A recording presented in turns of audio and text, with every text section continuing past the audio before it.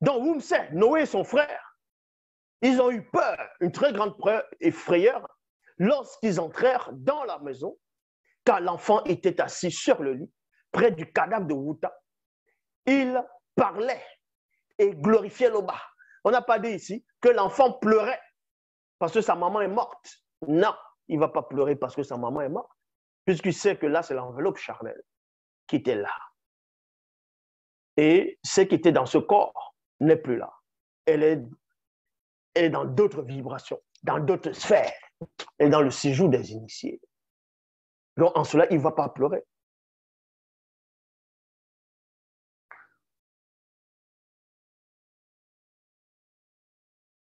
Wumse et son frère examinaient l'enfant et ils dirent, ceci est de l'entité en charge des naissances et l'entité en charge de l'introduction dans le visible, mon frère. Ça veut dire quoi ici? Ils ont examiné l'enfant parce que les initiés, cet examen va se matérialiser plus tard dans cette époque sur une appellation qu'on va appeler l'ADN. Une femme va dire, c'est ton fils, tu sais, quand tu as appuyé l'autre jour, le résultat, ça a donné naissance à un enfant. Maintenant, on va trouver, il faut faire l'ADN. Il faut, on va faire, bon, pas l'ADN, le test ADN pour vérifier si c'est le père ou c'est, voilà, si c'est le père de l'enfant. On va faire un test ADN. Mais ici, ils n'avaient pas besoin de faire cela. Ils ont examiné l'enfant parce que spirituellement, c'est pour ça qu'on vous dit, tout est une question de race. Et tout existe déjà. Donc, leur esprit va analyser, voir, pénètre pour voir si c'est le même ADN. Leur esprit, des initiés, des noirs, a l'ADN commun à toute entité du grand ordre des choses. Et ils ont examiné si, spirituellement, pénétré si cet enfant a le même ADN spirituel que. Ils ont vu cela. Ils ont compris cela. Ils ont pénétré cette information.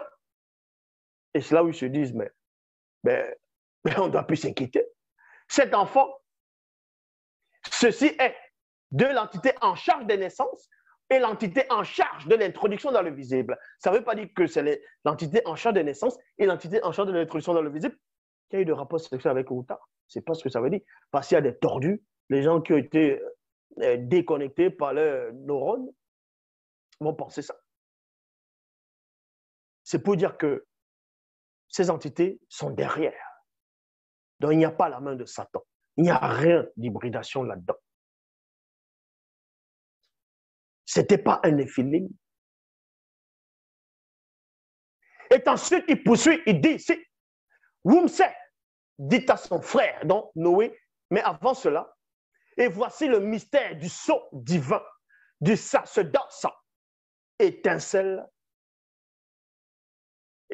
sur l'enfant. Et l'enfant était d'un aspect glorieux. Était d'un aspect glorieux. Parce que les anges déchus ont des aspects. Un ange déchu a un aspect glorieux. Et à cette époque, il pouvait prendre une apparence d'un bébé et tromper des gens.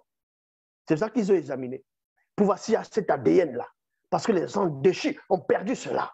Satan a perdu cela. Cet ADN spirituel commun à toutes les entités du grand ordre des choses. Wumse dit à son frère, 2 points.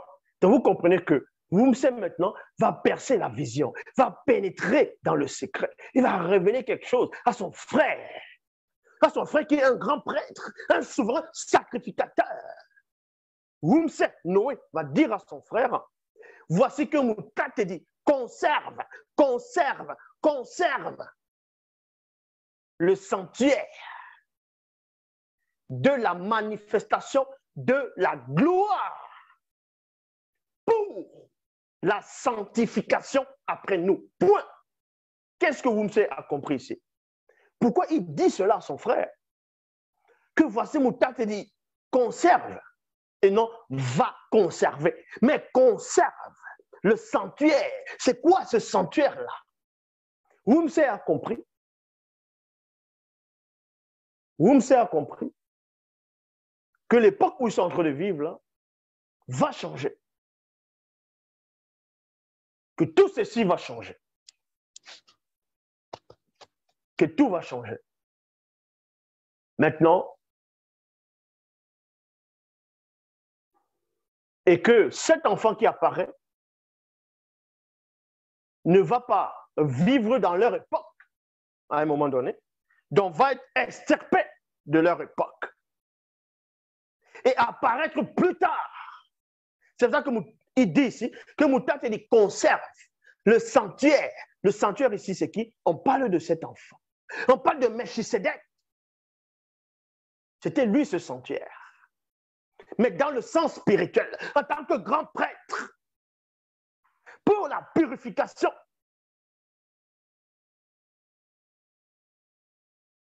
Et la manifestation de la gloire pour la sanctification après nous. C'est pour ça qu'on vous dit ici dans le livre d'Ézéchiel, dans Guignan, chapitre 5, au verset 7, dans la Bible, parce que vous avez oublié le sanctuaire du corps. Donc, le corps physique, l'avatar, si, c'est un sanctuaire. Parce que vous avez souillé le sanctuaire du corps par vos idoles, par toutes vos abominations, Moudimabi, corps qui s'est dit, aussi, ne retirera point son regard, et son regard sera sans pitié, il n'aura point de miséricorde. Ézéchiel chapitre 8 au verset 6, toujours dans la Bible, il est dit ici, et Moutat me dit, fils de moto, vois-tu ce qu'ils font, les grandes abominations que commettent ici, là, les non-initiés sorciers du territoire de Tombanébila, virgule, pour que je m'éloigne du sanctuaire spirituel, entre parenthèses, corps spirituel. Mais tu verras encore d'autres grandes abominations. Maintenant, on retourne dans Origine chapitre 15, au verset 28 à 47.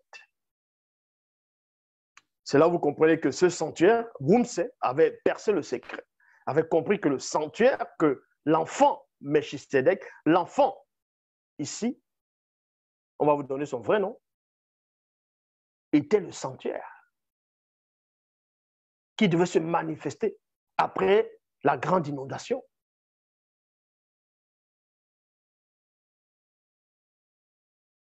Pour être prêtre, apporter un enseignement pour ramener les gens dans le mystère de la sanctification.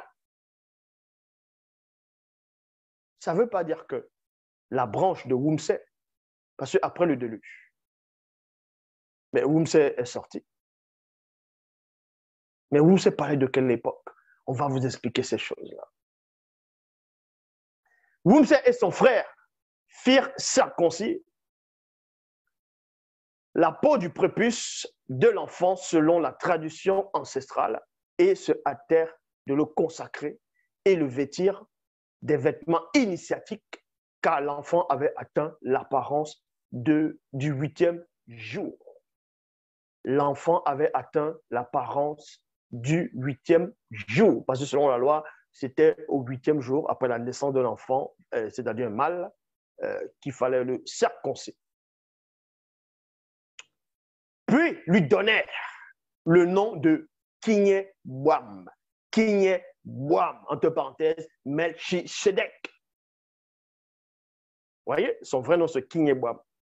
Non, le bon roi. C'est ça que dans les Bibles classiques, ils vont dire, Melchisedec, il était le roi de Salem. Et les gens vont chercher, vont dire, mais ils vont taper dans les Bibles classiques. Ils vont chercher dans les Bibles classiques, Salem, Salem. Mais c'est quoi le royaume de Salem? Parce qu'il veut donner la révélation sur Melchisedec. Ils vont chercher, mais quand on dit roi de Salem, c'est-à-dire forcément un roi a des sujets, un roi a des royaumes, un roi a un trône pour siéger. Mais Melchisedec siégeait où? Vu qu'on dit qu'il était roi de Salem. Le roi de paix. Le roi de Salem, il siégeait. Forcément, ils vont se dire, mais c'est où son trône? C'est où ses sujets? C'était où? Ils vont chercher, chercher, chercher. Après, ils vont dire, non, vous savez que Dieu est le roi des cieux, ainsi de suite, donc c'est Melchisedec. Ah non. Kinyabwam, pourquoi on lui donne le nom de Kinyabwam, le bon roi? Un roi, c'est celui qui commande. Un roi, c'est celui qui initie son peuple. Un roi, c'est celui qui est au-dessus, qui a reçu l'onction, la consécration. C'est ça même d'abord, le nom de roi. Un roi n'est pas forcément celui, je dis bien forcément, celui qui aura des sujets et va s'asseoir dans un palais. Koudoumane était le roi, est le roi des rois, au-dessus des rois et des rois.